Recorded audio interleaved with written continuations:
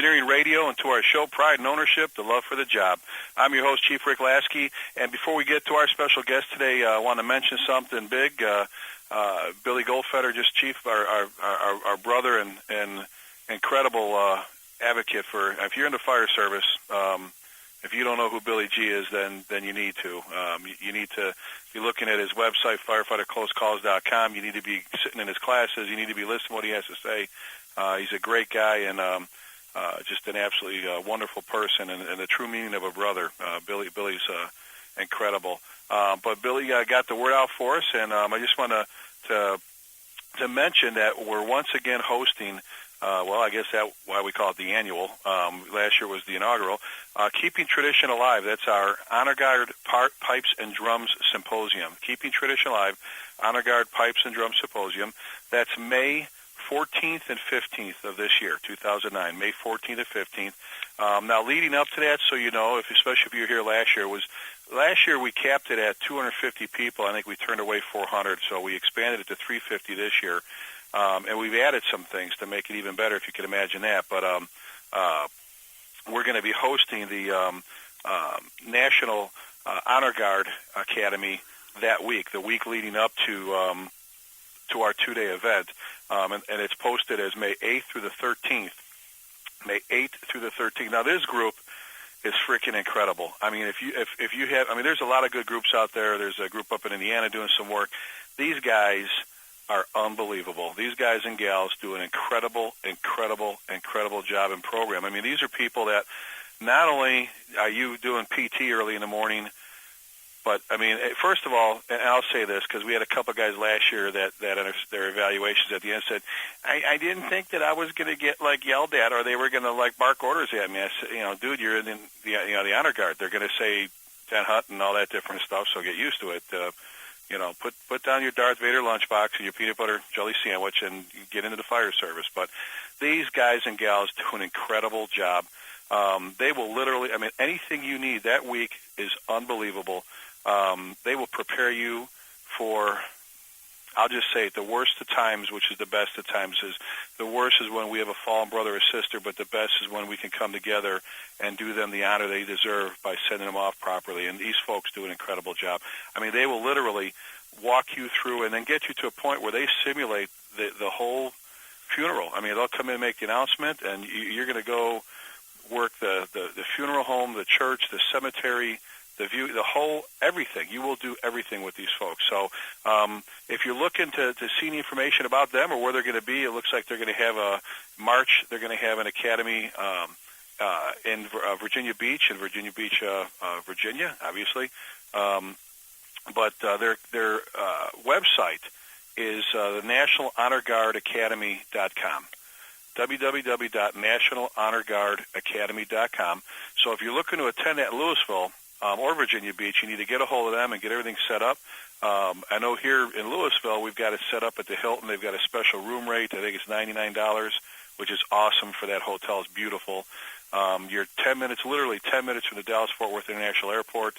You have every restaurant, every bar, every restaurant, every shopping store, the huge mall. Huge mall is right next door to you, so everything's within almost walking distance. Trust me on that. Plus, we'll do anything we can to accommodate you. Plus, you have the National Honor Guard Academy doing their thing, and like I said, I can't say enough nice things about these folks. They are incredible at what they do. Absolutely incredible.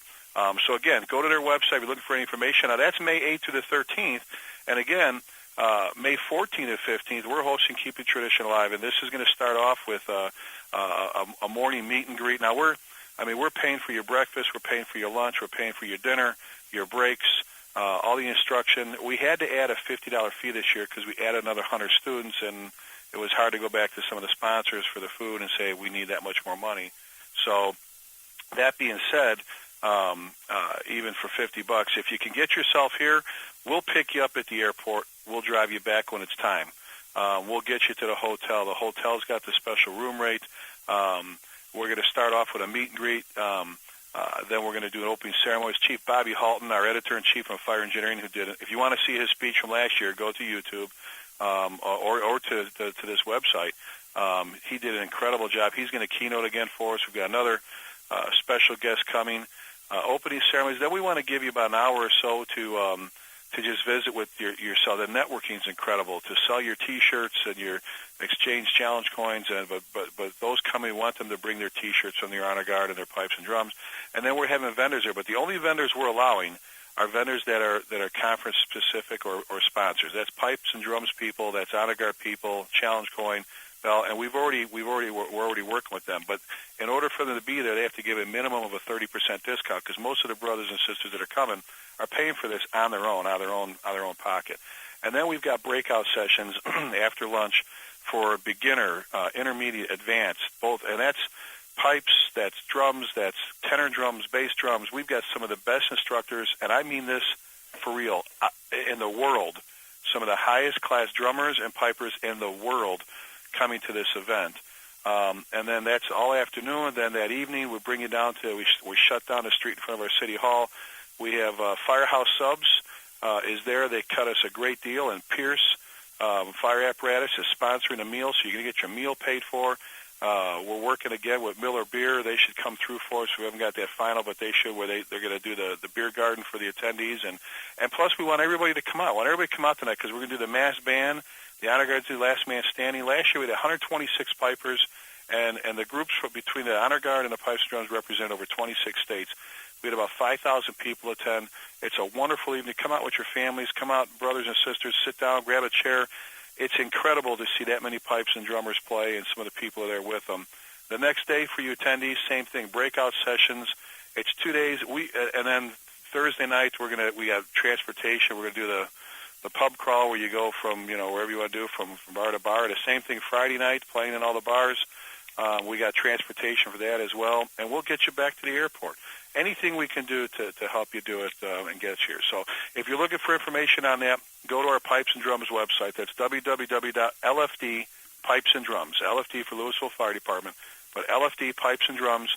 The registration form's on there, or contact Chief Terry McGrath.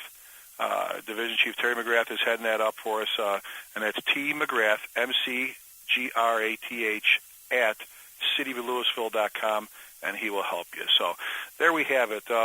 And one last thing before we move on here, we just paid tribute to two of our fallen brothers in Kilgore, Texas. The tragedy out there during training. Two wonderful firefighters, and Kilgore is just chock full of great folks.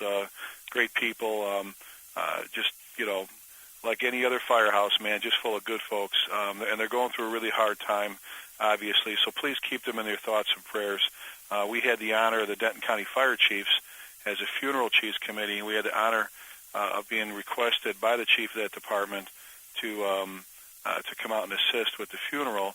The chief of Nacogdoches was out there taking care of business, and this is another great brother, another great person, and got everything set up beautifully.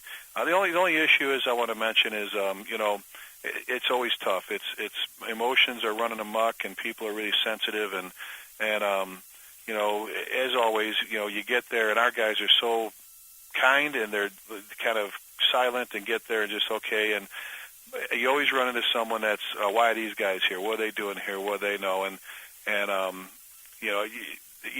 you want folks to understand that you were requested by that department to come out and get them through that rough time, and just be there. You want to be that silent partner and organize.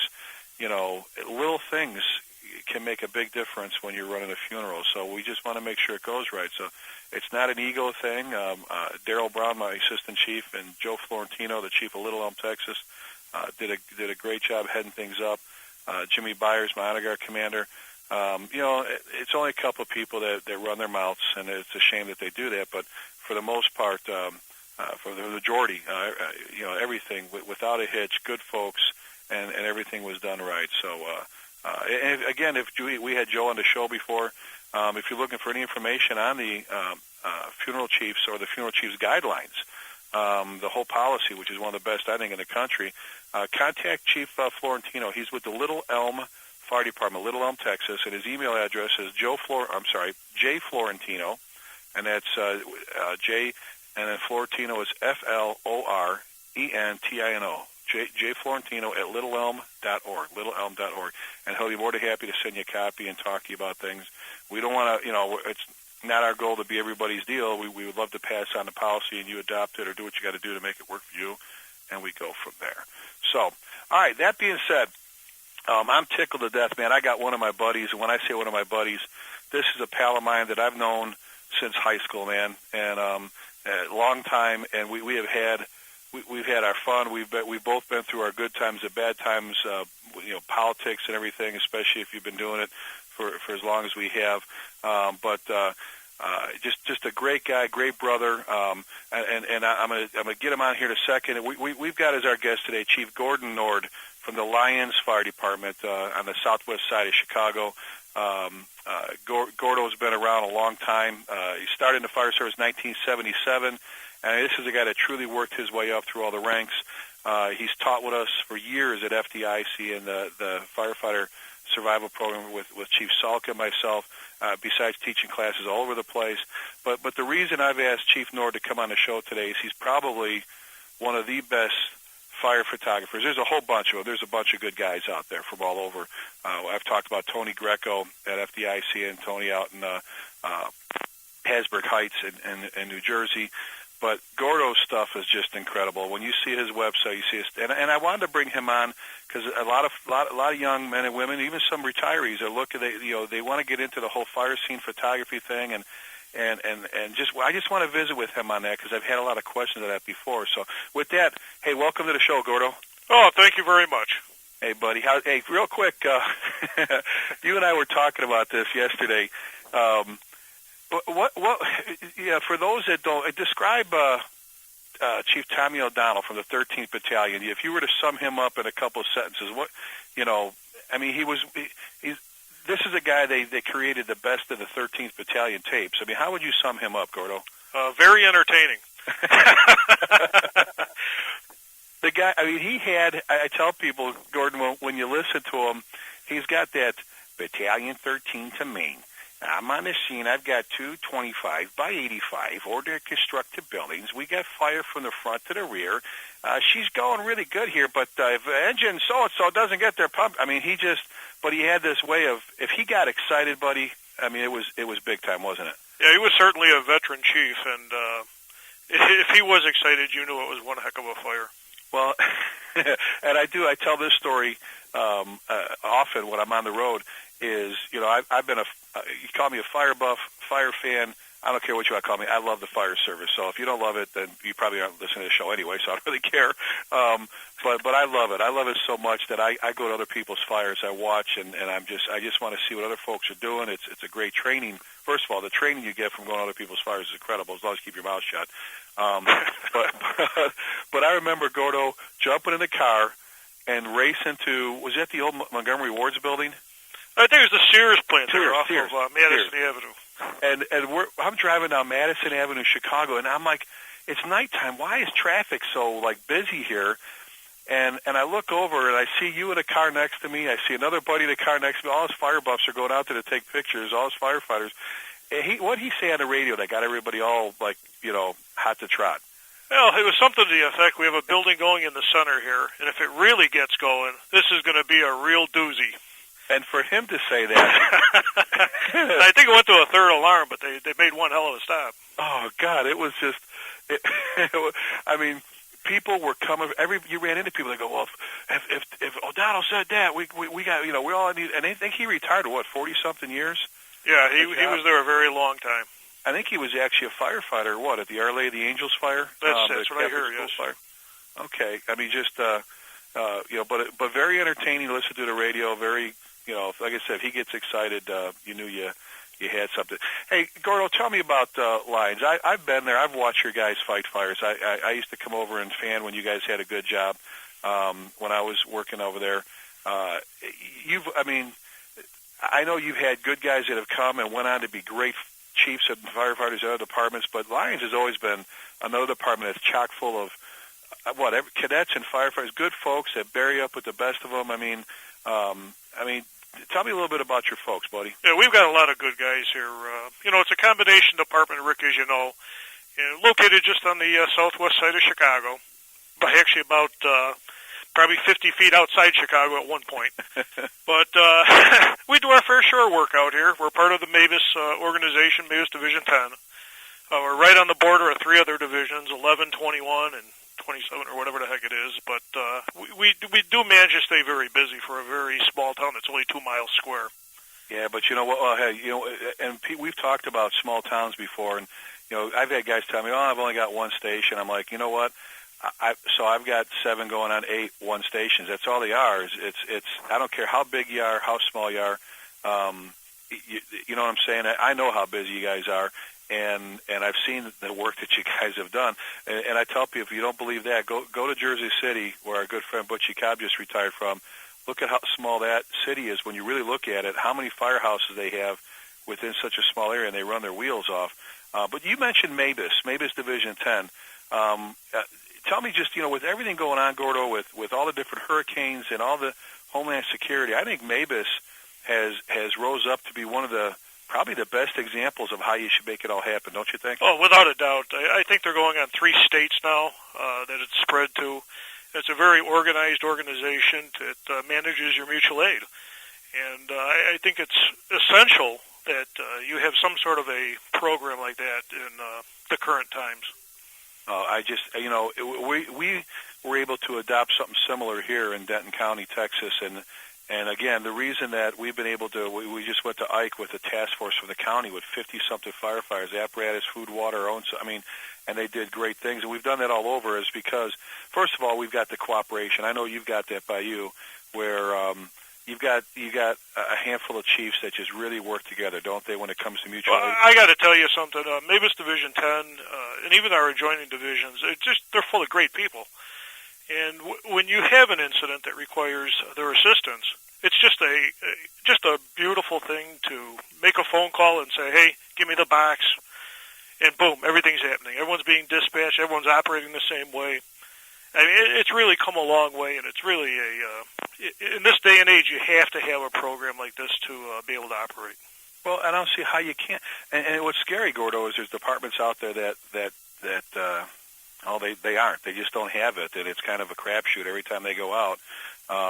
But I know I work in that division with you for a long time, and there's some good folks, some movers and shakers, and actually there's a few chiefs in there, kind of like we have here, that if you're going to work there and not get along with people, they don't have much use for you. They've worked very hard, right? I mean, they've worked very hard, haven't they, buddy, to get that? Oh, without a doubt. Our division is 18 towns strong in 10, and when you can walk up to anyone from that division, chief or anything else from those towns, and operate like it's your own town, it's pretty special. Oh, and we have that. And I'm very proud of the fact, Gordo, that we've got that going on here. We've got maybe 2 departments that are holdouts that still don't want to play with people. But I'm telling you, out of all the departments in Denton County and bordering in Dallas, I mean, you can't tell. If you were not with the department, you can't tell who's who. They work so well together. It's unbelievable how well everybody works together. Hey, I want to ask you this before I want to get to the topic here, but are you still collecting? I know I'm back to it, buddy. Are you still collecting antiques and memorabilia from the? Oh yeah. What's your most prized possession, buddy? That's going to be a tough one. Between I've got all sorts of old helmet fronts from the city and some helmets. Got probably 5,000 different fire toys from around the world. I don't know. Every one of them I can tell you where I got it from, and there's a lot of real special ones in there. People have given to me as a gift, and there's probably too many to even mention. But those are the special ones, where someone says, "Hey, Gordy, I want you to have this," and those are the things you remember. Well, and I remember, you remember the museum I used to have in my house, and when we moved to take the chief's job in Idaho, the insurance to ship the stuff, and we ended up unloading a lot of it, which till this day I am just miserable over because it worked so hard. So I'm back to it. I mean, I just bought from a dealer a parade belt from the 1880s. I have it hanging in my office, and I got fire alarm boxes. I'm out there on buying patrol now, so I'm an easy touch, man. If somebody has something old they want to sell, if it's a decent price, I'm all over it. But I know, and that goes along, Gordon, with the whole love for the fire service, doesn't it? I mean. Yeah, I think it really does. Those that are interested in the fire service usually are interested in a lot of different aspects of it. No, it's the antiques, it's the The history. It's the history. Oh. Just really some neat stuff from the olden days. How can you be good at this business, Gordo, without loving it? I mean, how can you? It's not something you can turn off and turn on. You either are part of it or you're not, right? I mean, without a doubt.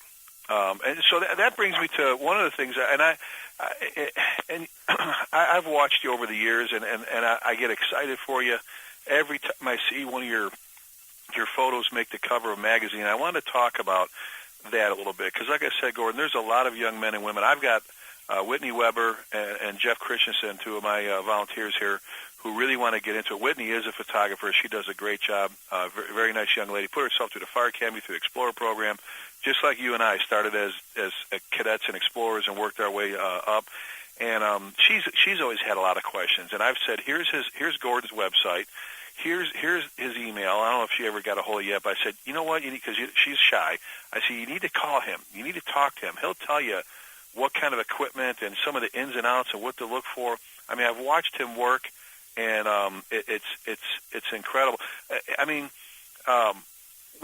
when did you start taking photos? I mean, how long ago was it? Well, you know, it's funny. Back in '77, when I became a cadet, the cadet program, basically you learned all the hard stuff about the firefighter's job, how to roll hose, how to clean equipment, how to clean the rigs, That was the glory job of the cadet. There was no firefighting.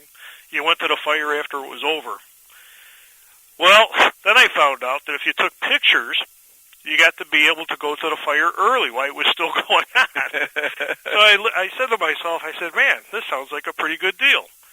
And there was a photographer at the time, John Panko, who has since passed, that talked me into doing it. And John was a very instrumental part of me being involved with the whole photo gig. And it started from there. Well, and let me throw this at you, and I know this is going to be a hard one to pick out, so I'll give you more than just one. How's that? Give me your what is your most memorable? If you could say, if you looked on your wall, because I know you have literally, and I mean literally, probably tens of thousands of photographs. I mean, I just know that because I've seen your stuff, and I mean, from old slides and photos to now digital stuff. If you could pick your top, I'll try it. Let's try your best one. If you can't, give me your top three photos. I'll give you my top one. Okay. And, you're right. I have taken a lot, and sometimes you even forget that you took them until you look through the old photo album and go, oh, yeah, I remember that now.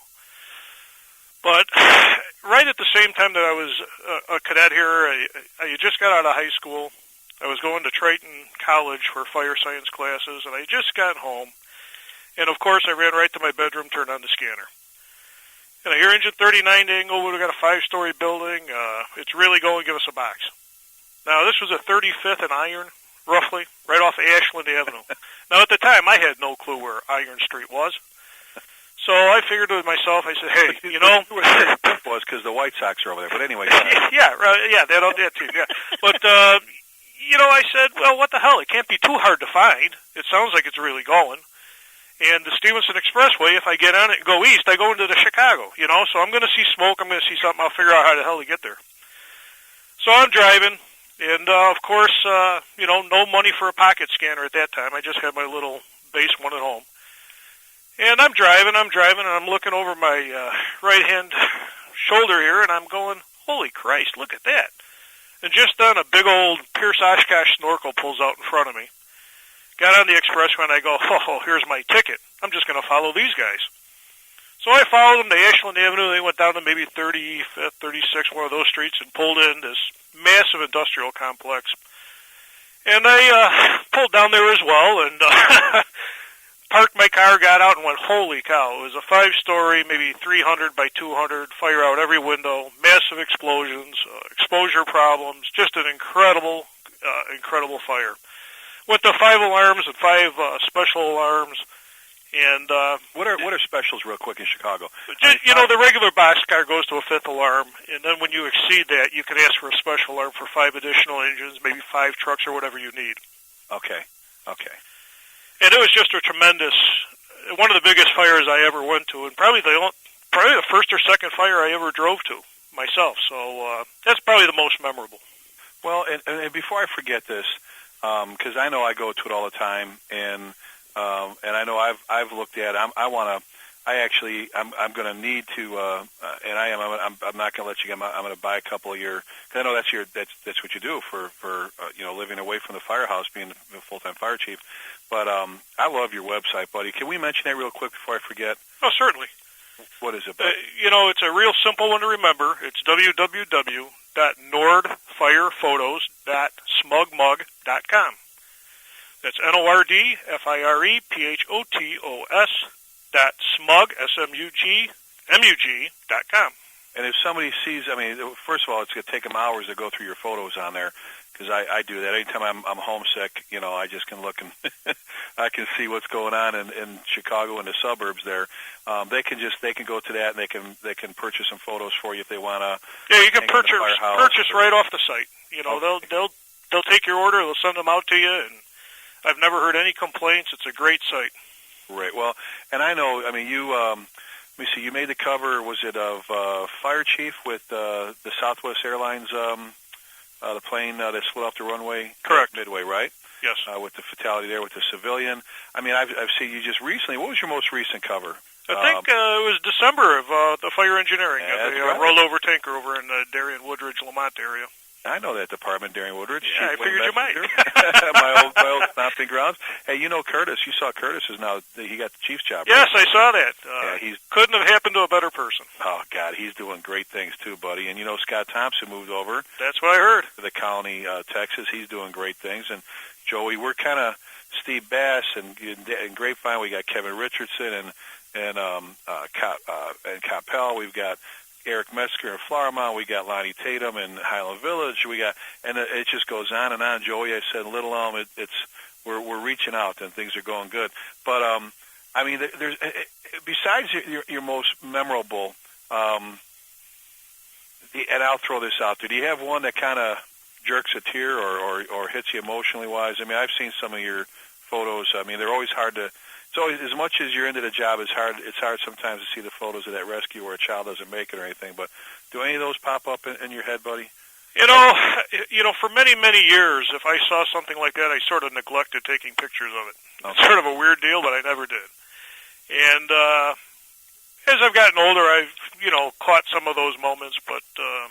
I think that's the difference, Gordon, between what you do and what maybe someone in the media. The media... Really, that's how they sell their shows and how they sell newspapers, where, to a firefighter, as much as you want to get the good shot, sometimes that's just... sometimes you just have to look the other way, and it's just, morally, I think it's just the better thing to do at times. And if you do get that shot that's probably a little too more revealing than should be, then you just don't post it and you don't let it out. Well, it's just that simple. I was going to ask you about that. Is I know you kind of pick and choose and everything else, but how do you? And I want to ask this for some of these young folks. And again, it's not even. I shouldn't even say that. It's not just the young people, Gordon. I've got guys that are retired or volunteers that are retired. So you know what? I blew my knee out, or I just can't. But I want to stay active. It's like, here you go, dude. Here's a great, like you said, a great way to get to the fire, stay involved. How do you get that good shot?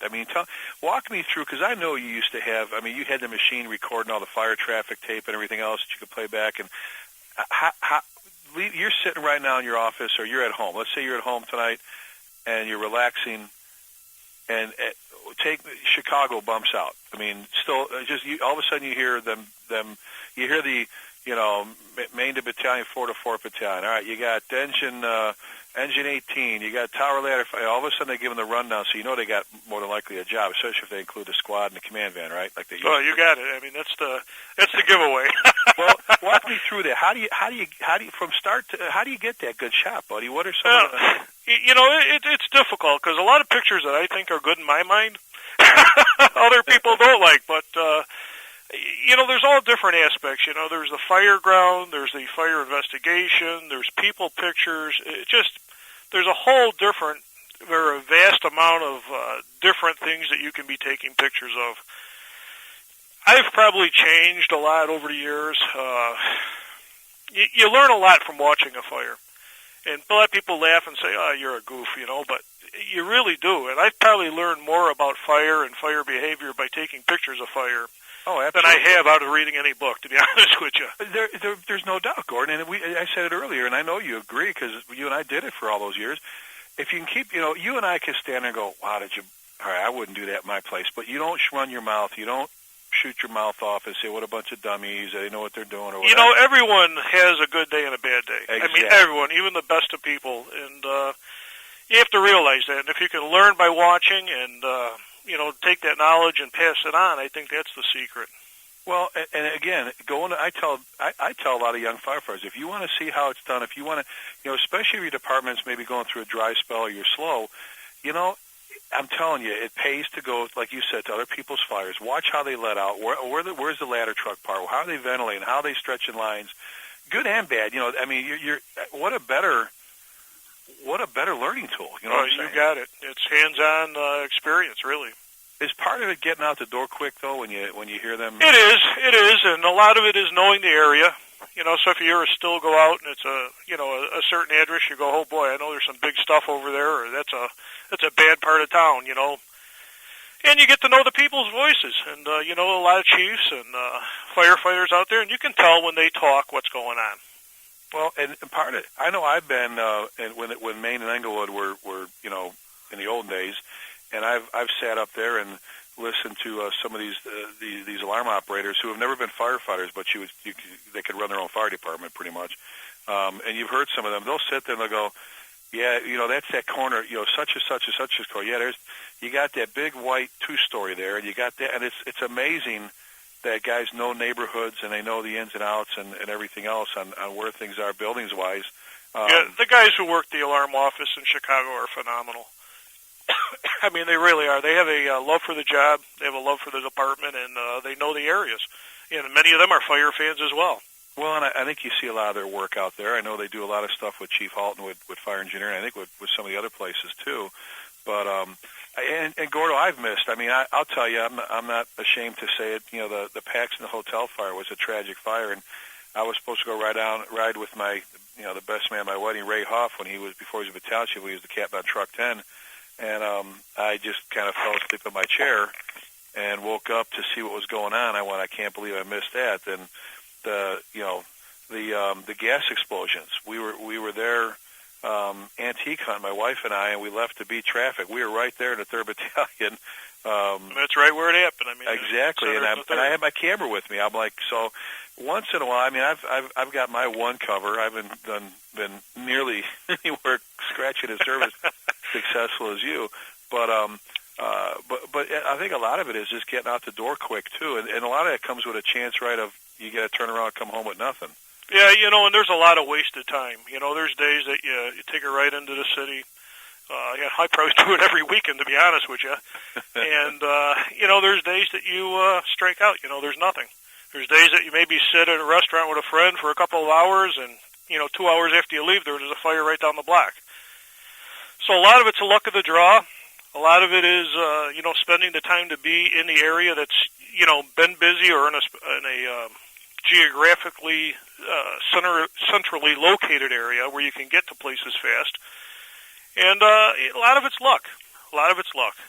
Well, and I miss the fun we used to have when we used to all jump in the same car and just, hey, what are you doing tomorrow night? I've had a bad week at the firehouse or whatever, and so on and so forth. And then you get 2 or 3 buddies, and you grab your cameras and your scanners and your radios, and you jump in the car, and off you go. And you end up just chasing fires. You go to a coffee shop. You go to White Castles if you're with me.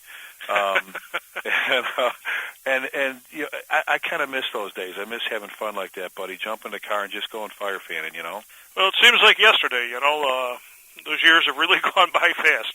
Well, hey, a couple of the quickies here. Not necessarily quickies, but how do you? And this is where I know it's something you got to get past, but some of the ins and outs for some of these folks that are looking to get into this part of the business with the fire scene photography, and not just fire scene, it's everything like you said, accidents and so on and so forth. How do you not piss off the cops or even some of the other fire chiefs or firefighters? What are some of the... Well, that could be tough. I mean, to get the good pictures, most of the times you want to be up close, and sometimes that presents a problem. And, the tips that I go by are this. Never go through any roadblocks, never cross any barricade tape. And the better thing to do is carry a second camera with a zoom lens on there where you're able to zoom in and get the pictures you want from being a safe distance away where you don't interfere with what's going on. So don't break the fire line tape, and that means you're going to have to park maybe a block or two away, a couple which blocks is which is a good rule to follow anyhow, because the worst thing is you don't want to get hosed in, like I did the other night. So, yeah, you want to be very much aware of that, and you don't want to block any of the access areas for the companies coming in that you know are going to be going to work. Well, exactly. You don't want to be that person going, here he is again in the way. Yeah, and when you start showing up, believe me, there's going to be a lot of people that look at you and go, him again, you know. Well, so, you know, I think a lot of it is talking with people, let them know who you are, what you're doing, being upfront with them, and once that sort of a bond is formed, you'll find that your freedom is a little bit enhanced on the fireground, so to say. Well, does that come with, and we had talked about this the other day too a little bit. You know, once in a while, it's I guess it's called just being smart. Is when you get that good shot or something. There's nothing that makes firefighters better. Or how about the group shot? I used to do that. I'd see guys, hey guys, can I get a picture of you next to your rig? They're all dirty, good, you know this, and then get them a copy of that to hang in their firehouse. The group of them standing next to their rig, or yeah, that definitely goes a long way. I mean, it doesn't, and then, you know, because the next time they see you, hey, come on up. You want a good shot? Come on over here, and all. And plus, if you got chiefs and officers that are like us and love the job anyway, as long as they know you've got a respect for what they're doing in the way of not getting in the way. And you shouldn't if you're on the job anyway, like you said. That goes a long way because you don't want to piss off the firefighters either. I don't know. I mean, you've known it for years. There's nothing better you could do than take a firefighter's picture and give it to them. They love getting. They don't want to get their pictures taken, but they love being in pictures. Does that make sense? That makes sense. And it's funny. There's a lot of people that really enjoy it, and every once in a while, you're going to get that person that just despises having his picture taken. Well, exactly. You know, and it's just something you have to deal with, and you're best just walking away, no big scene, and just let it go. Kind of same thing, Gordon. If with the police, sometimes they just want to. They just think you're another media guy, and if they run you off, it's just better just to turn around and just head away and do what they tell you. Yeah, you really don't want to upset the boys in blue. That could be very detrimental. Hey, what kind of, you know, if you were, and this is me, I need to know this too, because I have a point-and-click camera. I take the pictures for my daughter's softball team, the Fort Worth Batbusters, Rhine, and I manage their website, and I'm lucky that the thing, I put on a rapid fire, so I know 1 out of 10 may be focused. And I luck out once in a while, but what kind of equipment, you know, because this is an expensive business. Someone just starting out, and then, you know, what do they want to think about down the road equipment-wise? Well, you know, the easiest way to take pictures nowadays is digital. It's a lot cheaper than the film was in the olden days. For Christ's sake, I remember going a week with 1 roll of film because that's all I could afford. So I'd go to 5 fires and maybe take 6 pictures at each one, you know. And hoping they come out okay, they're not all blurry. Yeah, and, you know, digital has really come a long way. And it really is the up-and-coming trend. And I've been a Canon guy my entire photography history. I started with a Canon FTB, and I went right up through the A2s and the A1s and all that, and now I'm strictly Canon with a, what's the latest one? They come out so frequently anymore. Canon 5D Mark II, which you can also do video on. But it's a high-end, you know, 35 millimeter style camera, SLR style, and it's 21 megapixels, and you can do some pretty phenomenal stuff with it. Well, and this is where I got jammed up with, is I wanted to be able to store a lot of pictures on my card, and the guy at the camera place says it's like you're driving a Maserati with a governor on. You have this quality set so low. He says if you set it higher, yeah, you'll get less pictures, but you can do more with them if you. You know, he showed me some tricks on if your telephoto lens is just not making it, you know, if you have it set in a high resolution, a lot of times when you go to crop it, you can actually bring that picture in a little bit, you know, a little bit right. closer. And I've done it with the softball team. But you said about carrying 2 cameras. I mean, and again, this is if somebody's into it, You know, and I guess that's the hard thing. Once you get, and you get hooked, don't you? No, you pictures. do. You do. It's an addiction for someone, man. Once you get in it, but so eventually you're going to end up doing this stuff. But tell me about nighttime. I mean, that's got to be a lot more difficult. Well, you know, as these cameras become more advanced, the ISO settings, which are the light sensitivity levels, allow you to go far beyond what film allowed you to do. You know, if I was to take a picture today at, let's say, ISO 1600 and make a print, it's basically what a print looked like from film that was at 400 ISO. Okay. So, I mean, it's really come a long way. So the available light availability is greatly enhanced. The nighttime photography is greatly enhanced. With film, you had to deal with grain, and with digital, you deal with pixelization. And, of course, I'm a nitpicker. I don't like shooting very high because I like a perfect picture that has no grain or pixelization in it. Okay. So I invested in a very hefty side mount flash that gives me more than enough light to light up anything that I want to light up.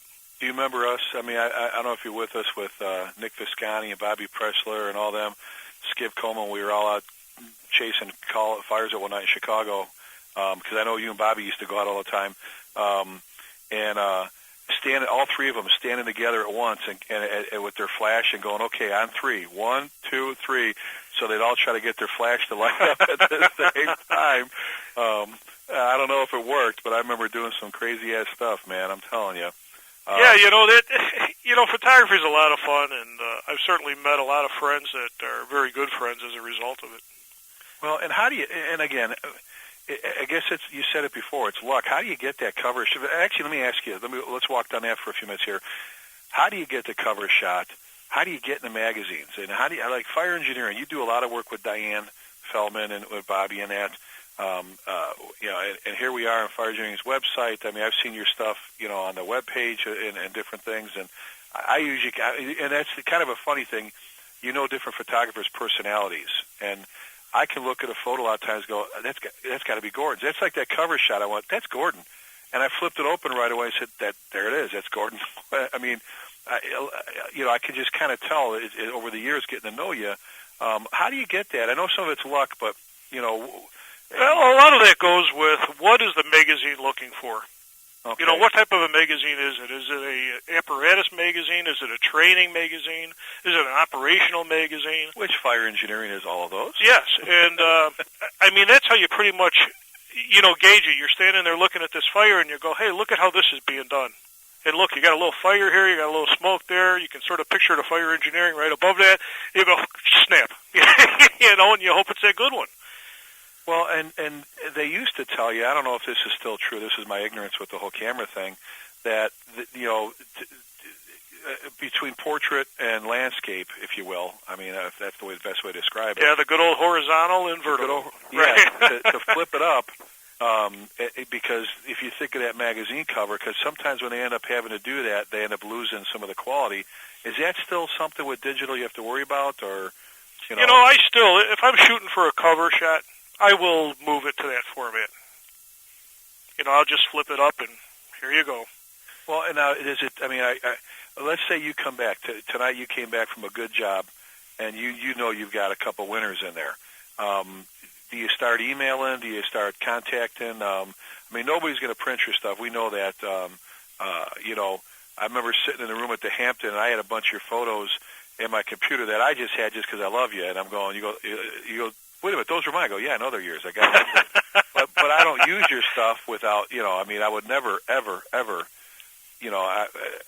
I despise when people take someone else's writings from the magazine and try to claim it as their own or use somebody else's stuff, or they want to use mine. I mean, you did all the work, and you're going to make the decision whether you charge someone or not. You have a business to do, or how much you're going to charge, whatever. That's how you're, like me with our teaching business. If I decide to come out and do a teaching job for Gordon Orr because he's been my buddy for forever, and I go, I'll just get me there, that's my decision. If Gordon Orr decides to give Rick Lasky a picture to use for a class, that's your decision. But you're in the business. You've got a lot of gas money, a lot of film, a lot of camera invested. This is your stuff. So, and that's sort of the way I look at it. The money I make on the side doing this sort of supports itself, or I'd like to think that. Yeah. Well, I don't think it ever does with as much driving as you do and everything, but and everything else involved in it. But that's part of it, is remembering that, you know, it's great, and now with the internet, there's so many amazing things you do, and that you can get. Most of these folks are really reasonable with their costs, their prices. They've went out, they've done it. I know if I called you, and I have, I said, Gordon, I need about 15 pictures on truck operations. I need this, and you go, well, let me throw a bunch at you and see what you think. All right, throw me a price. How much? And you've been great about doing that. Again, that's your side job. There's roofers out there. There's firefighters that put pools in, build fences, hang sheetrock. There's firefighters do all kinds of things, and that's your side work. And you know, I kind of get angry sometimes when I'm somewhere or when I'm reviewing an article for Diane from Fire Engineering, and I look at the photos and go, because that's happened. You remember that happened with one of mine, the stair rescue, where Tommy Schervino, Chief Schervino, actually stood up at a class and said, where'd you get those photos at? And, you know, if you're going to do that, at least contact the author or say, hey, you know, I'm teaching a class in Bone Gap, Texas tomorrow. I want to. Can I use this photo? I'm going to give you credit at the bottom. I think this, and that's your decision to make at that point. And a lot of times, I think you go, well, maybe or yes or whatever. Depend. You know what I'm saying? I just think it's something that has to happen. It's not a kind of nice to have. You need to be respectful. You need to be honorable. You need to be have a person of integrity, and contact the photographer. Say, hey, can I either purchase this or would you let me use it? You know. Yeah, that's just the proper etiquette to follow. Exactly. You know, I have a lot of guys come up to me and say, Gordy, you locked out all your pictures on your website. I can't steal them. I said, figure that out.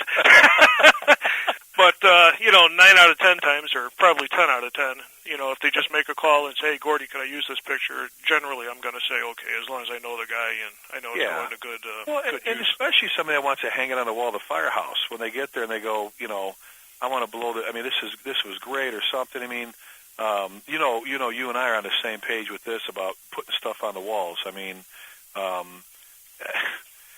so many places have turned their firehouses into a, you know, looks like you walk into a bank lobby or insurance company. I mean, it no longer looks like a firehouse.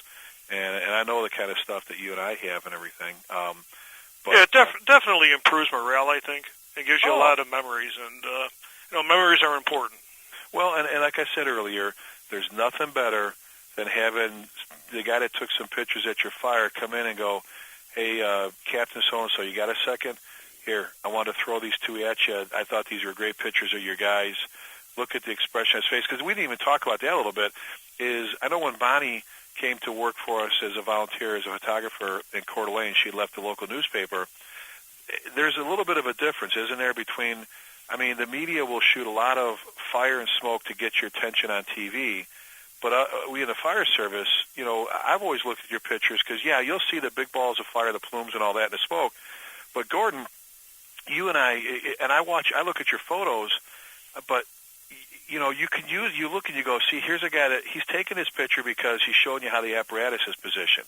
He's showing you the hose laid on the street, the expression on the guys' faces, how they're using their tools. You know what I'm saying? There's a whole other side to it than just snap it, because you'll see. Yeah, and that comes with, you know, being on the job and understanding some of that stuff intimately. So it's easy to pick up on that, and it's easy to know that shot you want to get.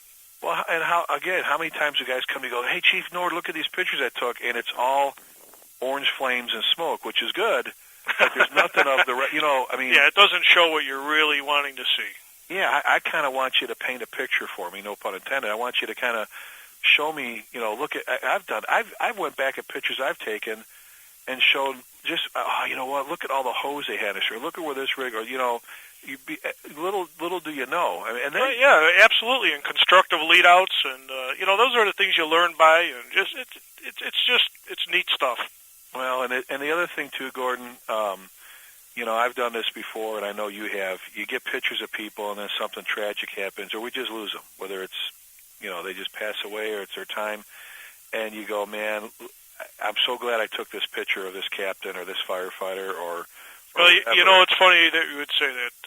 You know, I've got a good friend, Captain Pat Maloney, over at Squad 2 in Chicago, and good house, just good people, and it's always been a good house. Phenomenal house. And I drop off some pictures there, and he looks and he smells. He says, "Well, I know who my wife is going to contact when it's time. I go, Pat, why the heck do you got to say that? But I mean, and some people do look at that and say, hey, look at this, and look at some of the pictures of Tommy Brennan, Chief Tom Brennan, from the day. If no one had taken those pictures, we've lost that. We've lost those memories, I mean, we don't have that. It's history. It's history. A good friend, Rich Dory, a battalion chief in Chicago, out of the same house. He says, Gordy, what you do for the fire department and how you document our history is phenomenal. And I never really thought about it until he said that. And that's how a lot of these guys look at that. When I can walk down the street and guys are coming up and say, hey, are you Gordy Nord? Are you that chief in Lyons? I go, yeah. And I'm going, yeah. He says, hey, that website of yours is phenomenal. Thank you so much. I show my family that. And I get some nice comments on there, too. Well, so, it's a nice feeling to know that people are enjoying looking at what I'm doing. And I know you probably don't want to hear this. I don't care if somebody goes there and doesn't buy a thing. To go to your website, first of all, if you go to your website, you can't not want a photo because there's incredible pictures in there. Just the apparatus, I mean, it's awesome. But just to sit there and look at all that, it gets you fired up. It gets you pumped up. You look, I mean, and you're archiving. That's what you're doing. You're archiving history. That's it. Gordon, we created a history committee here because I've been to places, Gordon, how many fire departments you've been to where they're throwing away their journals because they have computers now from the 1800s and early 1900s. They're throwing away helmets and badges and all this old stuff. And once that's gone, it's never coming back. I mean, that's your roots. Hey, how about this? If there's anybody out there that's looking to throw away any old uniforms, helmets, badges, journals. Yeah, drop me an email. Yeah. Rick at prideandownership.com or LFDchief at AOL.com. You could get either one of it. We'll take it off your hands. Don't throw the stuff out. And if you want to, we'll take it. Golly. I mean, and the photos. I mean, we're struggling here, buddy, because it just disappeared over the years, and that's why we created this committee to archive everything. But the photos just, they tell so much. There's things, I don't know, you just see so much from them, buddy. Hey, a picture's worth 1,000 words. There you go. Someone once told me that, and the older I get, the more I realize how true it really is. Let me. We're getting close to having to wrap things up. So, Gordon, what advice would you give?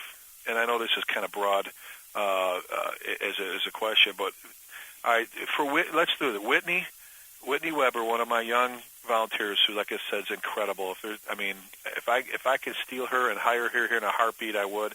And Jeff Christensen. Jeff's older. He's had a ABC radio talk show for years. So you got this young volunteer, you got this older volunteer, you have paid guys, everything else. What advice would you give them? All right, I want to start taking pictures. We've already talked about don't piss off the cops and all that. Is it a passion thing or what? What would you, if you were going to sum it up for them? First off, you have to have some way of finding out where the action is or what's going on. So you either need a pager that's going to tell you this stuff, or you're going to need a good radio with the proper frequencies to learn, what's going on. Uh-huh. Secondly, unless you're really good with streets, invest in a GPS. I've got a little Garmin. When I go to Detroit, I'm telling you what, it is dead on, and it's not a sales pitch, but they're an amazing piece of equipment.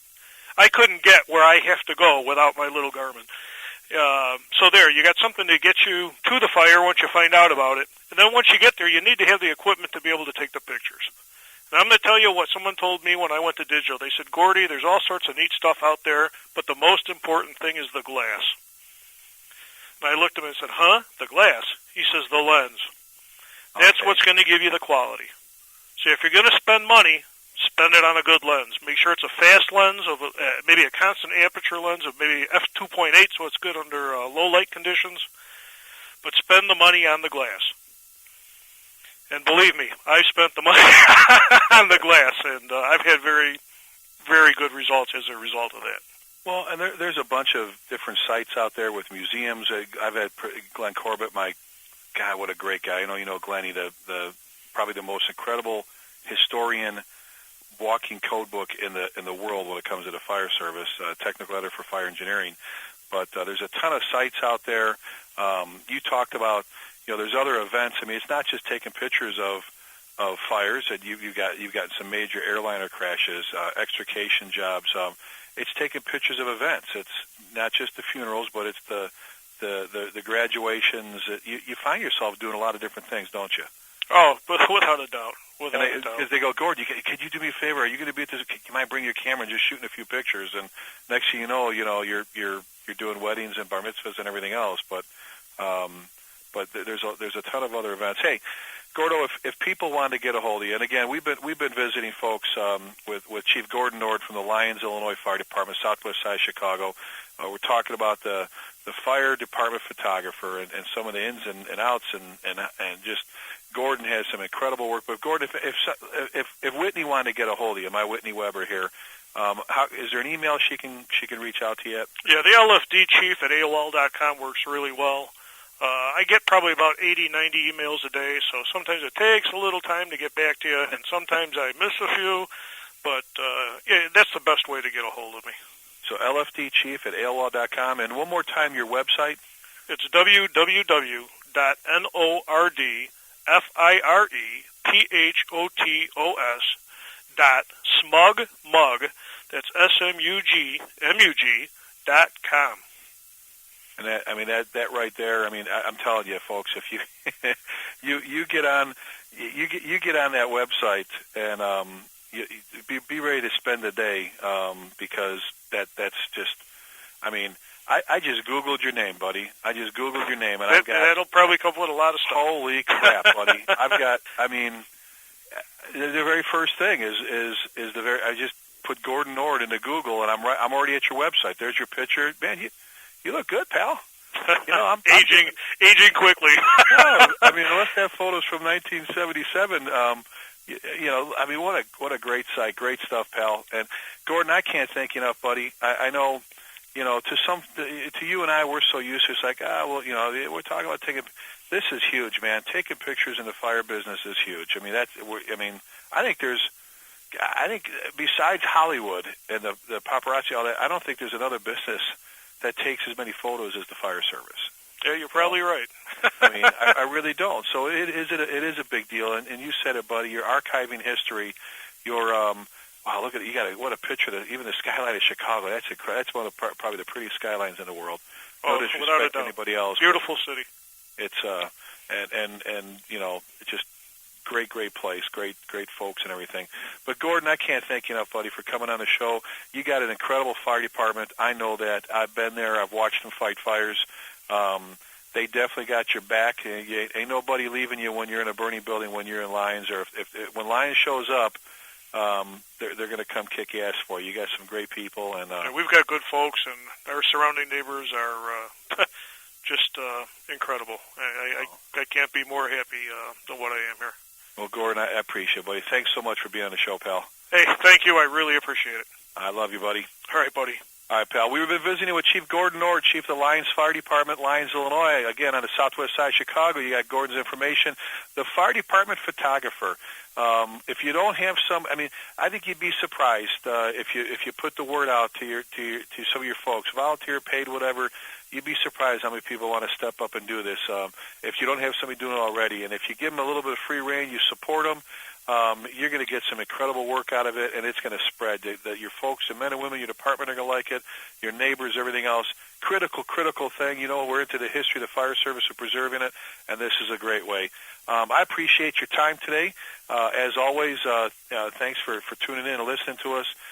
If you need to get a hold of me, that's Rick at prideandownership.com. If you got any ideas, again, the emails have been great. We've been getting some great work out of getting some information out. Any suggestions, ideas, or just let us know how things are going. FDIC is coming up. We just did FDIC online, and I know that went well. Sorry about we had a little glitch yesterday with some of the sound stuff with Chief Salka, but we're working through that. But we still got a lot of great feedback on it. It's a great way to reach out to people. FDIC coming up, man. It's coming up in April. Hope to see you there. It's the 20th through the 25th. I'm going to be there. I'll be there the whole week. A bunch of other people, and I know you'll see Chief Nord wandering around there. So with that, we always end this show with two very important words, and that's be safe.